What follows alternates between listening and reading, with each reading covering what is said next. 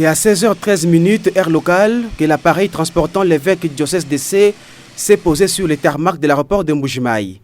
Monseigneur Jacques Habert a été accueilli au bas de la passerelle par un comité restreint conduit par les abbés Dieudonné Kayembe et Godefroy Loabeya.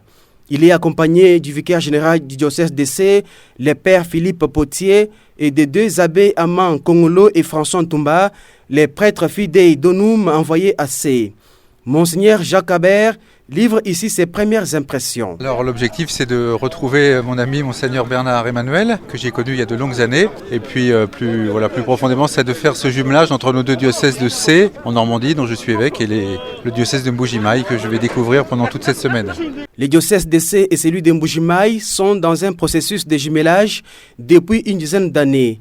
Monseigneur Jacques Habert donne sa vision de cette démarche qui entre dans sa phase opérationnelle. Pour nous, l'idée, c'est que ce soit deux églises sœurs qui s'encouragent, qui prient les unes pour les autres, qui se connaissent, qui s'estiment et voilà, qui s'entraident. Donc, de fait, depuis de longues années, déjà des prêtres de Mbuji-Mayi sont venus à Sé. Et pour la première fois, des gens du diocèse de Sé viennent chez vous pour vous découvrir. Et puis voilà, nous allons, je pense, nouer des relations d'amitié qui seront durables.